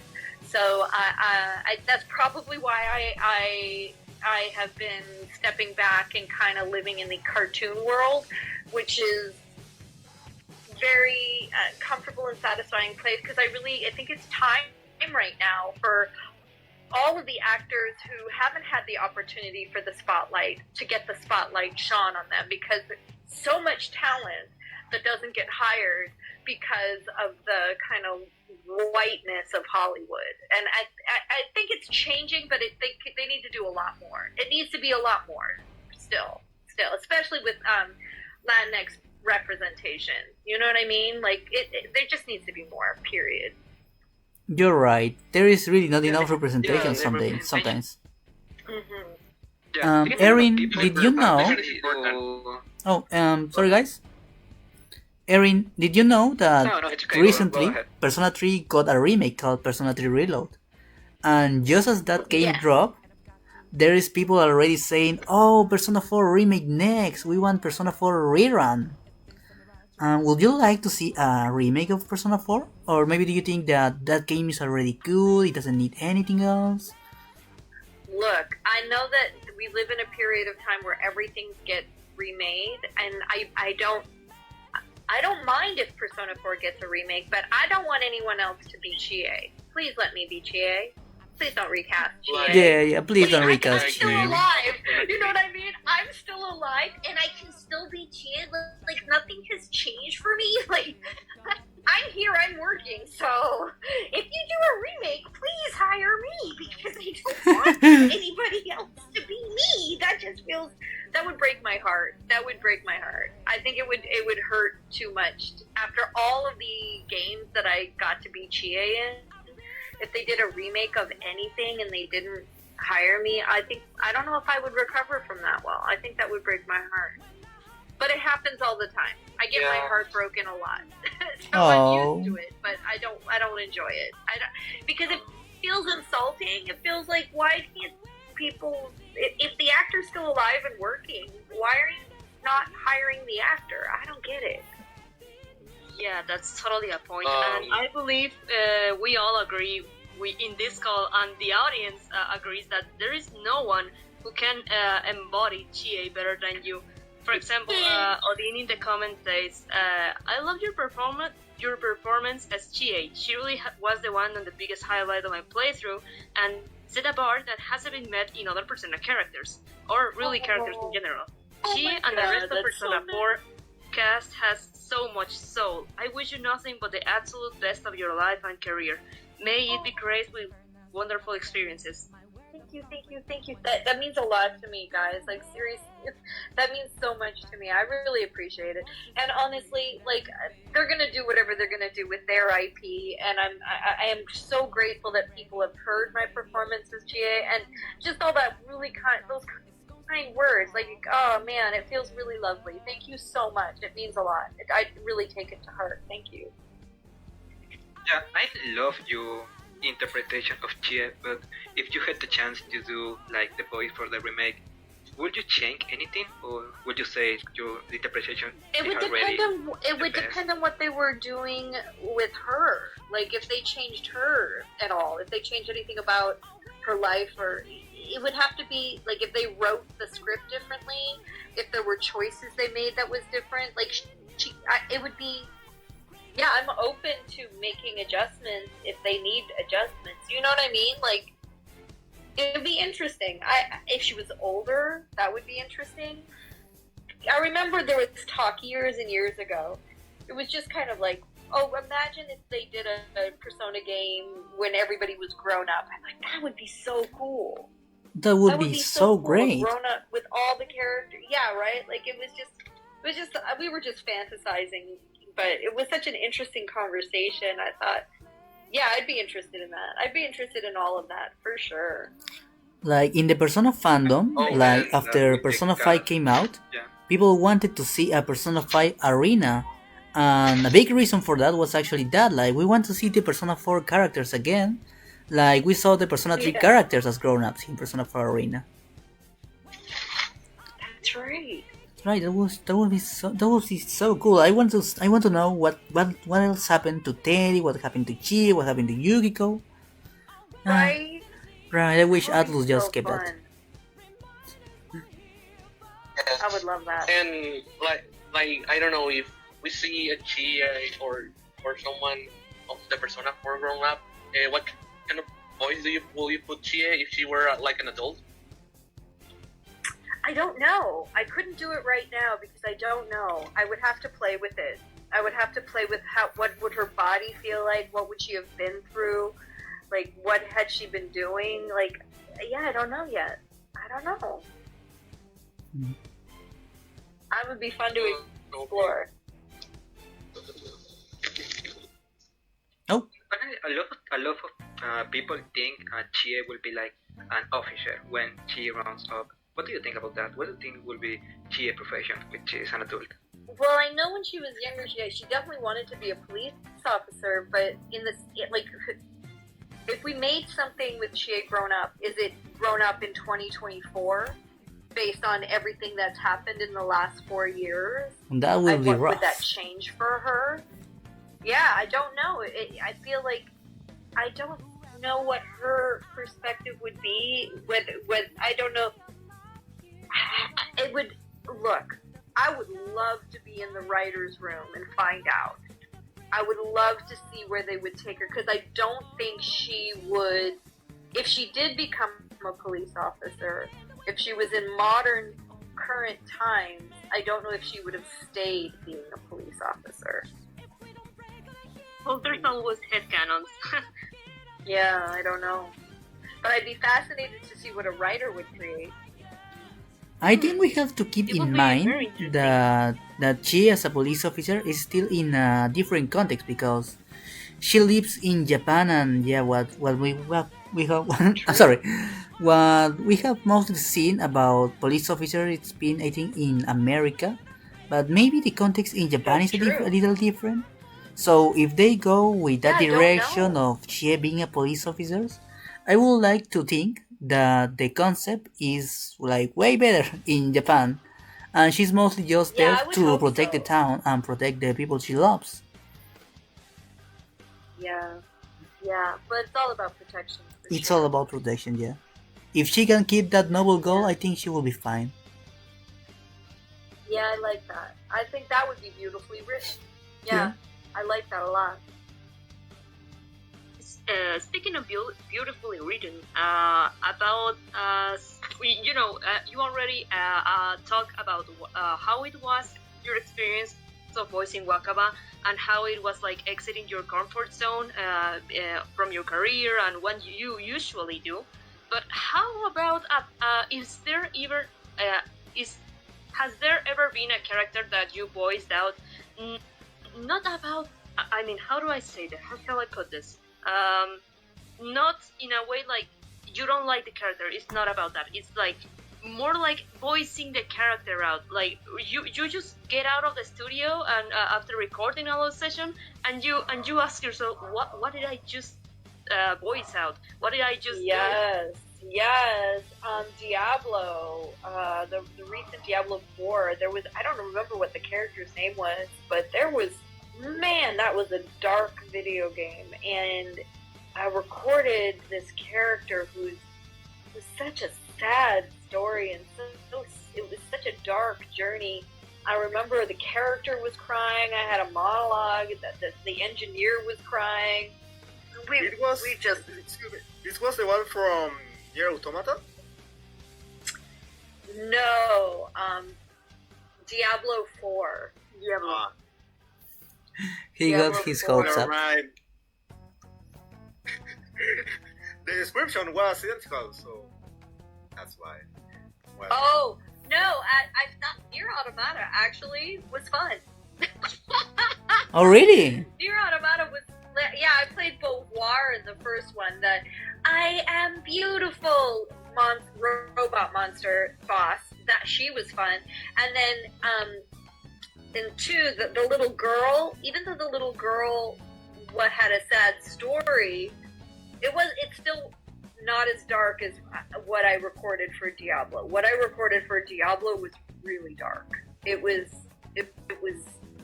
really serious, really dark, really sad. Yeah, so I would say that. I don't remember the character's name, and I haven't played it because based on what I recorded, I would not enjoy playing that video game. It would make me too depressed. But yeah, I left the studio thinking, wow. I mean, I thought about all the other actors. I thought about the poor director who had to direct all of this dark story, all the writers who had to write these darks. Like, I thought, wow, that's a hard job. That's a hard job. Yes. Well, There's a maybe lot of going to a little people- softer topic, a little more cute topic. Our friend Gaia Crystal actually lectureship with Chi and Yukiko and asked if when they become adults, would Yukiko and Chi have a traditional Japanese wedding or maybe something more Western style? I think Chie would do whatever Yukiko wanted to do, and I think Yukiko would want a traditional. Don't you think Yukiko would want a traditional? Oh yeah, I think can she totally might. see Yukiko wanting that. Definitely. Yeah. And Chie Yeah. would do whatever Yukiko would want. Oh yeah.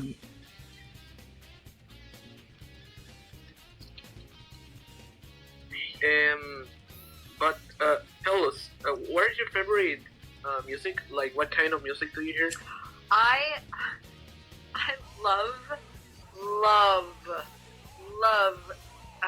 Brazilian bossa nova music. I love Brazilian jazz. I love it. I can't get enough. I also love reggaeton. Yeah, I do listen to a lot of lo-fi, a lot of lo-fi music. I listen to a lot of Latin lo-fi, Brazilian lo-fi. I just love bossa nova. Speaking of music, you know how sometimes artists tend to use involve music in creation of how do I call it, art process? Like Yes. even in movies, writing, art, drawings and stuff. Do you sometimes, when given the details of a character to voice out, do you, for example, make a playlist or look out for music? Every character has their own soundtrack, right? For me, like each character has their own music. Like for me, Chie's listening to the Shaw Brothers music to every kung fu movie. In her head, it's just Shaw Brothers music playing everywhere she goes. It's because it's so classic. Like the theme song to The Hot, Cool, and the Vicious is playing for her. Like The themes, like, oh yeah, every character has their own songs for sure. Wow, that's amazing. Now that we're talking on music, is there any particular song on the Persona saga that you like the most? Which will be your favorite of all the songs of the 5 games? I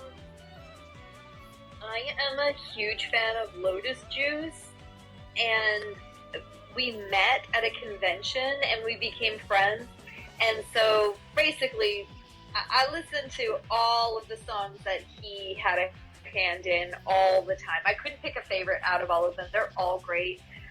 But from the Persona Dance All Night game, like look, Lotus Juice. I'm a huge fan. Anything Lotus Juice. Anything Lotus Juice? Like, did you hear the new remixes for Persona 3 Reload? That man is still great. I know he is. What?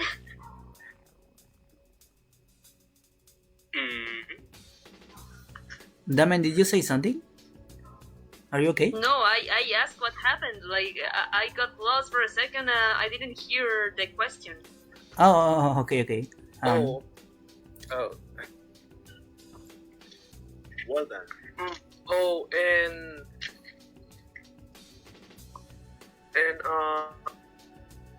we already know about all of I think Omar. Are you okay? Having problems with internet. your projects and stuff. Know that like a project that you can say right now that it. Oh yeah, projects that you are excited about, future projects. There's nothing I can talk about yet. Nothing's been formally announced yet. Oh, okay, that's great. Yeah, but thank you. That's why I was talking about Talos Principles. Yeah. That was last year, and I could talk about that. And Storybots on Netflix, because I can talk about that. But even if you watch that with the Spanish dub, good support for that show is wonderful, and the Spanish actors are wonderful. Talking about projects, would you like to come with a project of your own? Like No, you may... no, I am not a creator. I'm not. I create characters. That's all I do. I'm not a writer. I'm not a producer.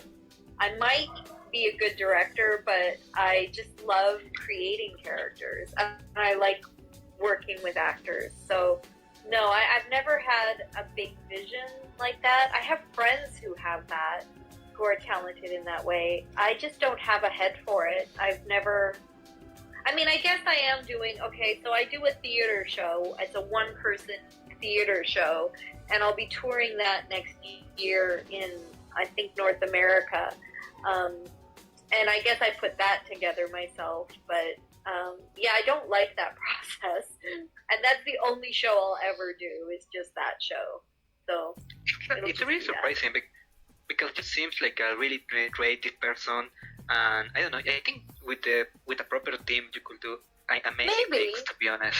Well, maybe it's about meeting the right team then. That's a good point. Yeah. I won't say that I won't then. I think maybe it is about meeting the right people who I want to play with in that way. Yeah. It's I think you will be right if you do it. Maybe, yeah. Miss There Erin. are so many comments. Miss Erin, like something like our followers have been asking are about funny or maybe strange lines you have voiced. Like, for example, Persona 4 Arena has this weird line where an illusion of Chie wants to eat Yosuke. Like, she just wants to divorce him, alright? Okay, so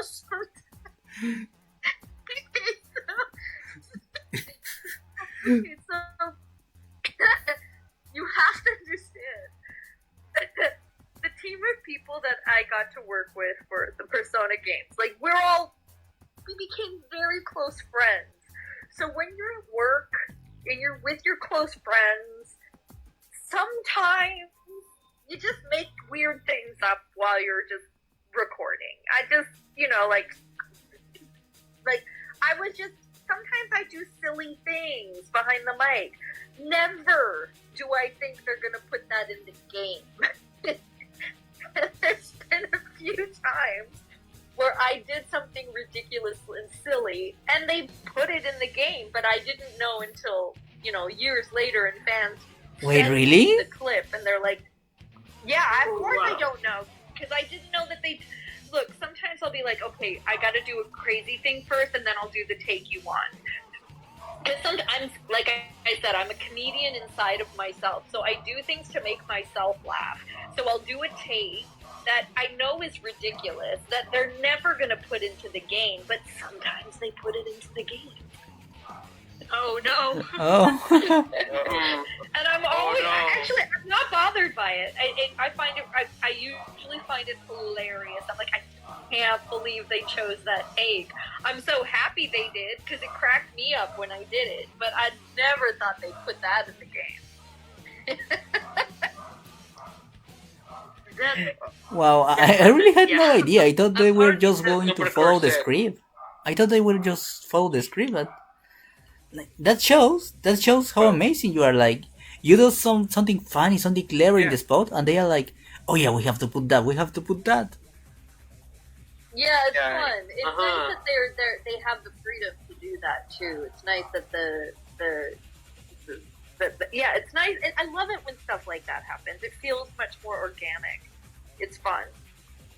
It's great for the audience too, because you can see how much fun we're having. Like, clearly that was a line that happened because we were having so much fun in the booth. Yeah, you really get to play character.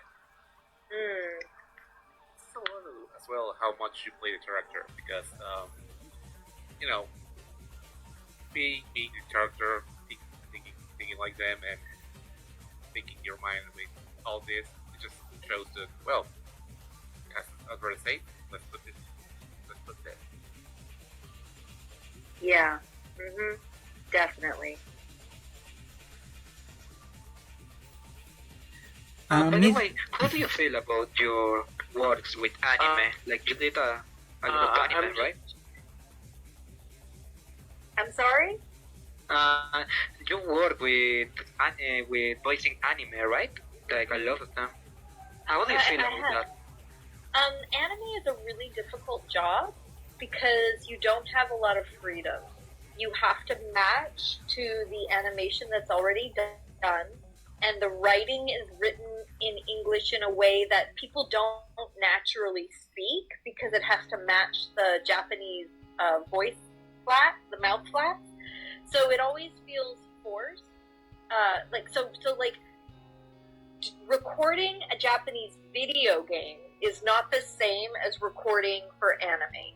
A Japanese video game is called localization. I don't have to match anything. So Chie didn't have to match the Japanese actress. I could do whatever I wanted with the lines. I was free to just be who I wanted and how I wanted to perform her. But when you dub, things are very different. So only in the anime, that the cartoons that have already been animated that you have to record to the picture, it's really technical. It's not a lot of freedom and not a lot of play. You don't get to play as much. So I always find it a much more difficult job, and there are people who are much more talented than me who are able to match the flaps so much better. But the work that, and I haven't really been in that many anime, like I've been in a ton of Japanese video games, but for the anime, it's not that many, because I don't think I'm as talented with the dubbing as other actors are. Yeah, so would you say you don't really like the experience, or you... I do find it difficult. I do find it hard. It's not as free. I prefer working in Western animation, Western cartoons, where you're really free and you're free to express as an artist. I find that the limitations on what you're allowed to do with a performance, I find that a challenge. I do find it very challenging in anime. I'm proud of the work I've done, but I think there are people who are much more talented than me who do it.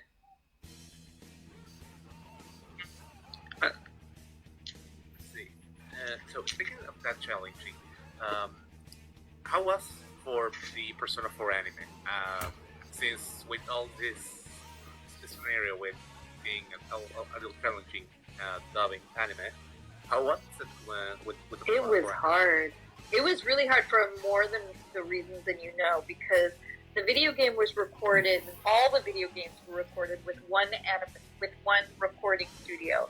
The animation was made in Japan by a completely different company than Atlas. It was not the same company. It was a different company. So they hired a different sound studio in LA who didn't know the characters. They didn't know the background. They didn't know anything. So when we went in to record there, we were the cast. It was a really difficult time because the cast, we wanted to record the anime at the studio where we recorded the games because they already knew everybody. They knew this character. It would be easier to work with people who already know the IP, right? But so there was a kind of like a lot of miscommunications, a lot of negotiations.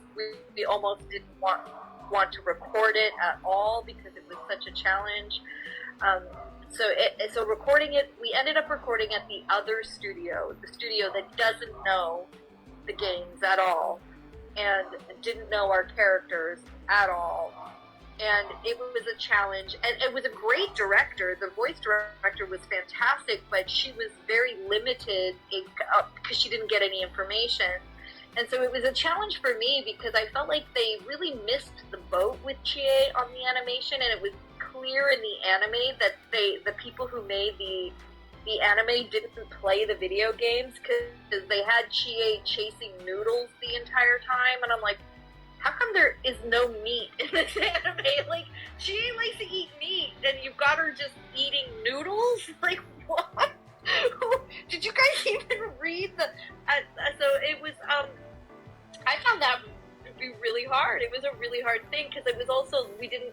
Like, the other studio had all of our recordings, so they could play us back exactly where we left off, and we could hear where we were, and we didn't have that at the new studio. It was hard. It was really hard. It was a tough experience. Speaking of tough experience, I remember this one character. I believe her name is Rose Laviland from Miracle Ladybug. How was it to voice this character? Because I know I played for the first season. I was Rose and Julika in Miraculous Ladybug. Yeah, both of them. I got to be both of the group. They were best friends too. I really enjoyed it. I really liked working with that director. The company themselves were a little bit shady in their negotiations with the actors, and so I had to quit. I had to quit over. I didn't think it was fair treatment from the overall company that was in charge. So that's why I left the show. But I really loved being Rose and Julika for that season. That was great. It's awesome to hear that, because it's a very dear character for some people I know. I was sad that they didn't treat the actors. I was sad about that situation. But I guess I had been in the business so long, and I'd been taken advantage of by companies for enough times that I was at that place in my career where I was not going to take being treated not like a professional. I can't even. Yeah, they just were. It was shady. It was shady. And not the dubbing company. The dubbing company was a decent company. It was the parent company, the parent company of the project that was shady. And they've been outed as shady by the actors who replaced me too. Like a few years ago, they were in negotiation, and the company was being shady. And I'm like, yep, that's what they did for me. That's why I left. Like, speaking of you, done any sorry, go ahead. French voice acting? Sorry. I'm so sorry. Have you done like any French voice acting? French voice acting? Yeah. I feel like I have. I can't remember what it was. Probably. No, I don't remember. Oh no. But I know I have done stuff in French. I just can't remember what it was for. Huh. Oh, but how do you learn French? Oh, I speak French. I've just always spoken French since I was a little kid. In Canada, Canada's Canada. a bilingual country. Yeah. Yeah, it's like in Spain where they speak Spanish and Catalan. Yeah, exactly. Like a second language. Exactly. You just have. Exactly. Okay. No, we only have maybe you Spanish spoke- here. Maybe you spoke French for Rose Lavalin at some point. Yeah, I can't remember. I've had a long career. I've been very lucky. And that's awesome. Yeah. Yeah. Like having a lot of jobs, it must be very, very cool.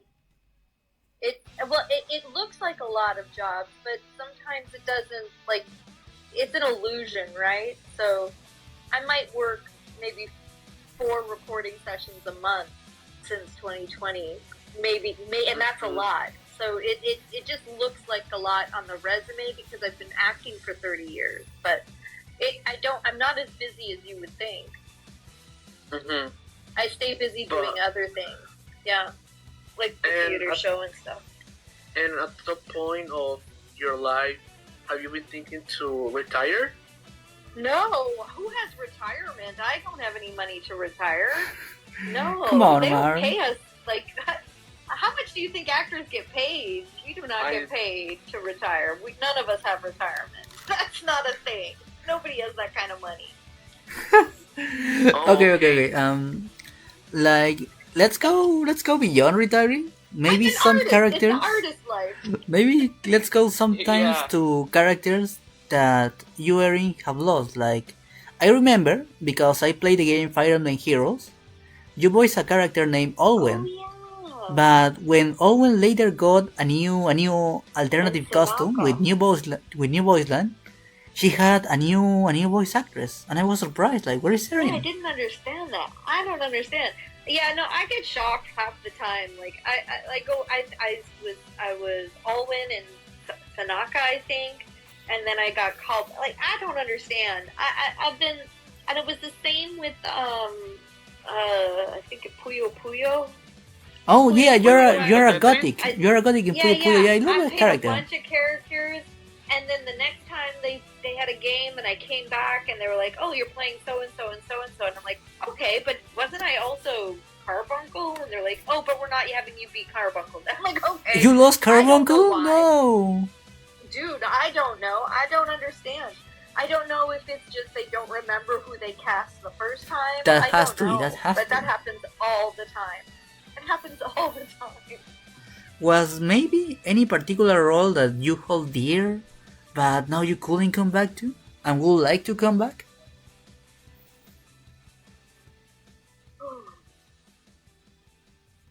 Well, I feel like I've been so lucky with the ones that I've, like Sona, I've been able to be Sona for years.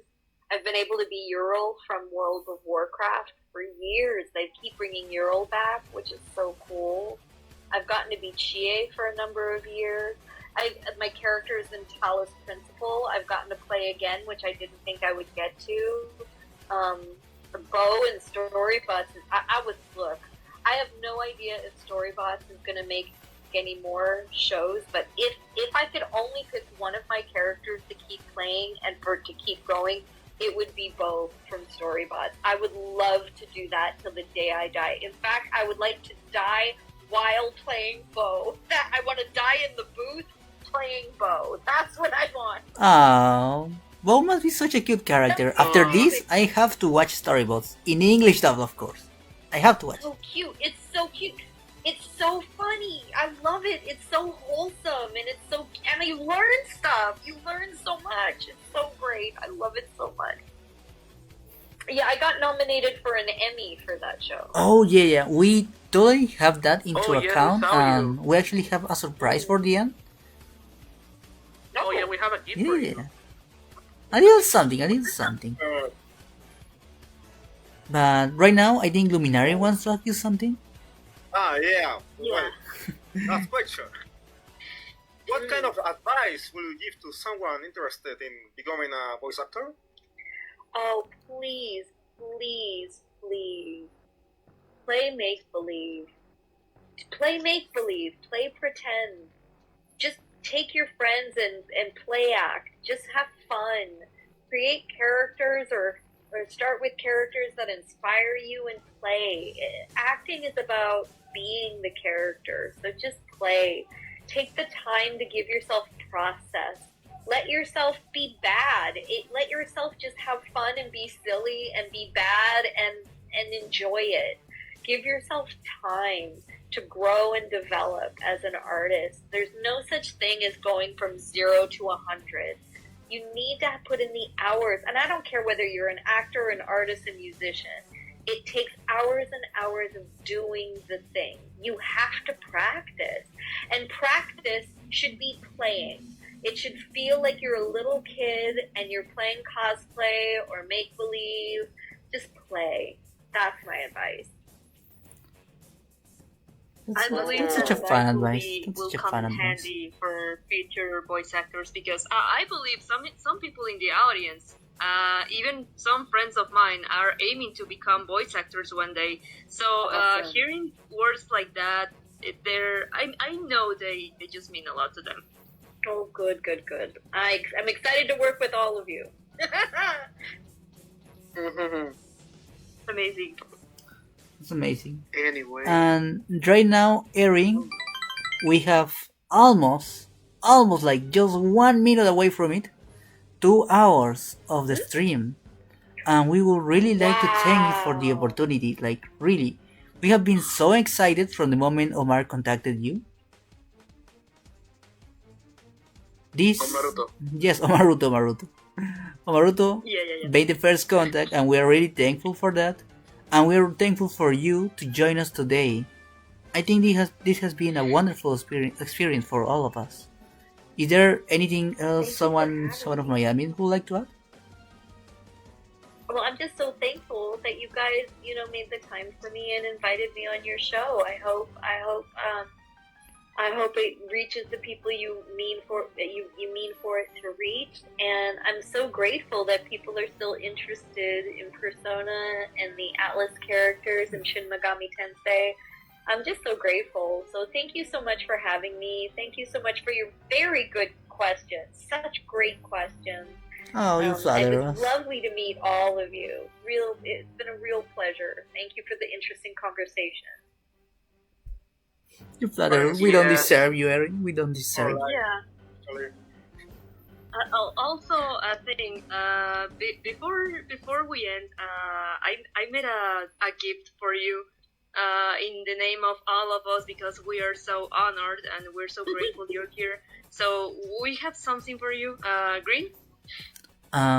Yeah, Miss Erin, I don't know if you are watching the stream right now, because it's something I'm that not. requires. I'm Oh, you're not. We can send it to her. We can send it to her by a screen Discord. share. Really? Oh, perfect. Yeah, Yes. of course we can. Discord is for that. Yes, it is. Yes. Like, Ready? I'm looking. you're looking? Okay. Whoa. I'm looking at Discord. I'm ready for you to screen share on Discord. Okay. Okay. Let me go. Oh. Let me go. Like, Wait. what can I do? What can I do? Oh, sorry guys. Wait. Oh my god. Oh no.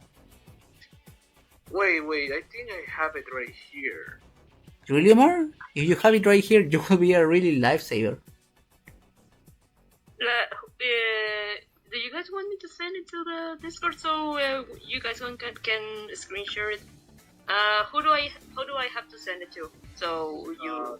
Send it to me. All right. Got it. Yes. Teamwork makes the dream work. Let's go, team. Yeah, exactly. Let's go, team. It's just a build-up of anticipation. Yeah. So Like, I have we're making you wait, but we promise it's worth the wait. We I'm promise. so excited. It's very exciting. to go here. Wait, I can't. I can't send. Not working. processing. Don't worry, Luminary is about to screen share it. Upload failed. Luminary saves the day? Yeah.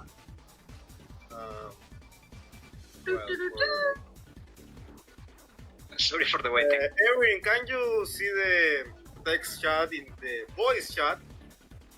I don't know if you understand it. I see. I don't see like.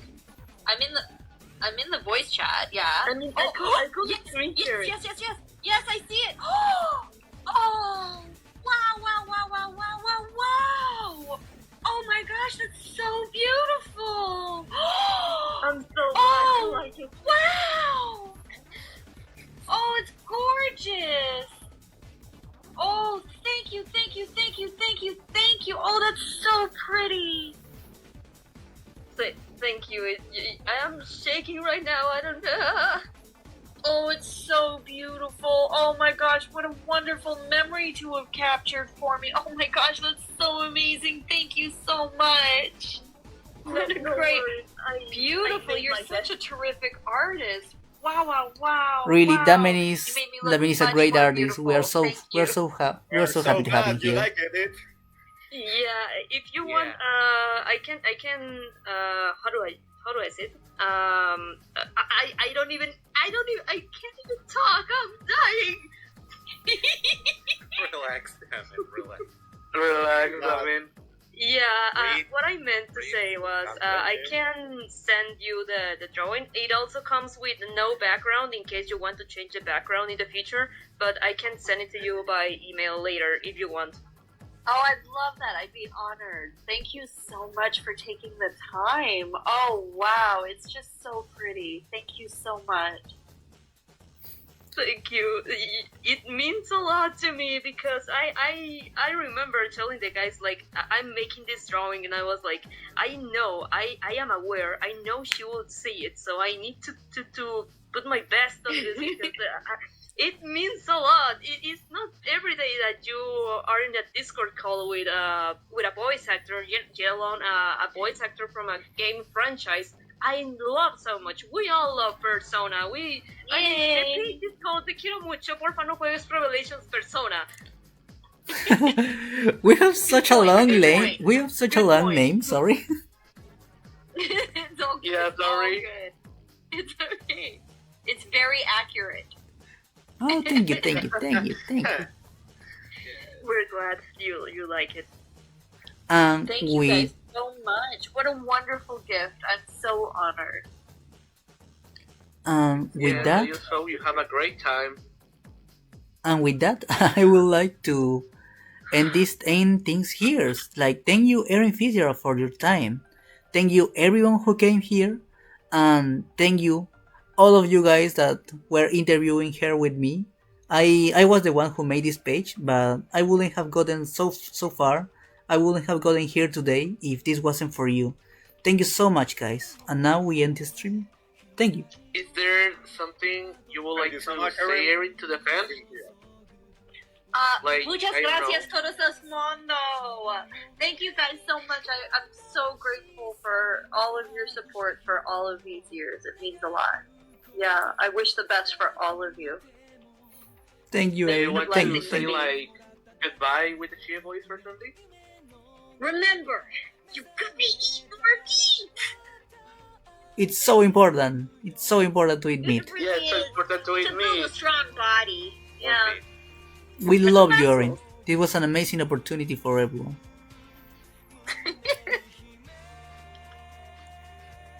And I'm shaking.